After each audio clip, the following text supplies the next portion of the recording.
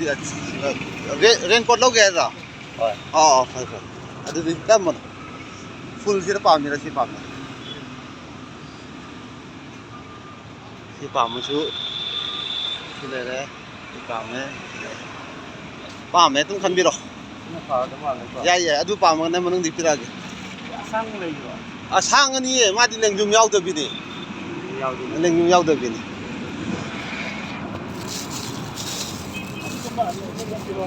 अदुगुमदा याय अपामगन खनबियो चप माने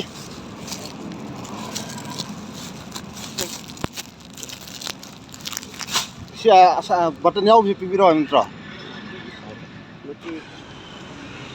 सिदि यूज एंड थ्रो तौबि यारेदना ममनदुगा हारदि कैसु क्वामी ममनगा चमना फोन नेबा गुड मॉर्निंग मैम अहाम अमक मैम न खुरुमजरी हंदक्ति तोयना वीडियो सो अपलोड तौबा ngamjarudre नोंग चुबि मरम ओइदुना नुजुथा ओइबि मरम ओइदुना अदुबो नसि अमुका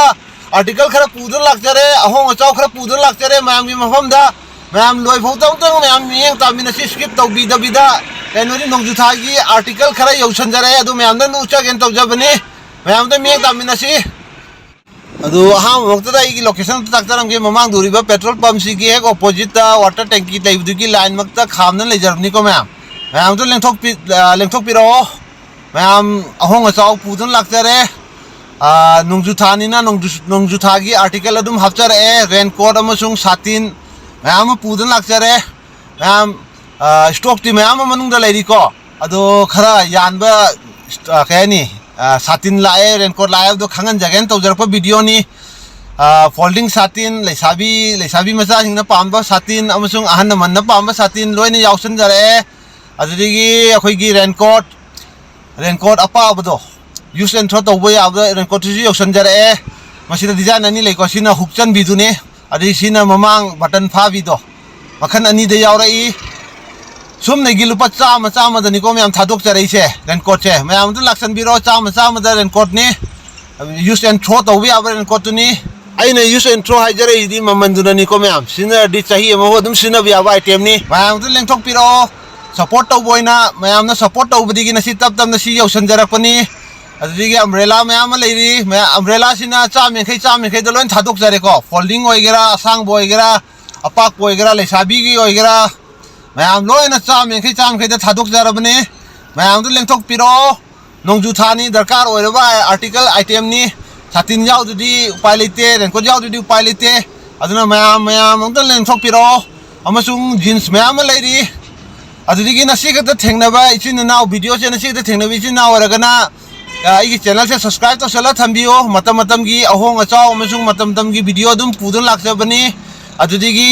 नुसिबिदुना सपोर्ट तौबो इना लाइक मचा अमसन नमसन बिरंबा अमसुंग खंगद मरुम पांग लेरगदी खंगनियानदा शेयर अमसन तथोक बिरंबा सपोर्ट तौबो इना अदु अमसन तथोक बिरंबा मैम अदुगी अमसुंग आइगी शूज की आर्टिकल मैम लेरी को मैम शूज की वीडियो इनिंग तारदी आई ममांगी वीडियो दा आर्टिकल मखन मखन की वीडियो यावरिबनी शूज की आइटम दा अदु मैम ना आई चैनल जंक्शन बिरगा दुम येंग बे यागनी युम दफम नि येंगा अगोना कॉल तौबिरागा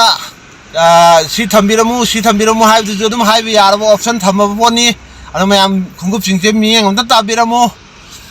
अपाम यावदी लागा लौ यानी अदंता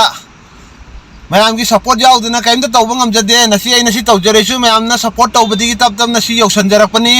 मैम की सपोर्ट याम दरकार ताजरी मैम सपोर्ट तौबले पिनो मैम ना सपोर्ट तौबदिगी नि नसि सि यौसनजरकपसे कइम तो हाई सिंग ना तौजरपन चदे मैम सुम मथंग सपोर्ट तौबदिगी नसि आई बुजे मैम नु नुक्सिबी को हाइना तौजरक वीडियो नि अदुना मैम सातिन मैम लाए स्टॉक मैम लेको मैम स्टॉक की वाबिनु सातिन अमसुंग रेनकोट की स्टॉक वाबिनु गाड़ी मनुंग ना मैम यावदन थम्मी अदुना मैम उनते लेंथोक पिरो अदुदिगी अरोय बोइना लोकेशन तक्तरम गे संगापम पेट्रोल पंप ममांग दुरिसिगी पेट्रोल पंप सिगे ऑपोजिट तनी को मैम आई खामना लेरिसे अदुना मैम उनते लेंथोक पिरो सपोर्ट तौबोइना नोंजुथानी ना रेनकोट अमसुंग सातिन याम दरकार तारनी ना मैम उनते लेंथोक पिरो अदुना नसिगी ओइनादी मतांग रिलेशन जरगे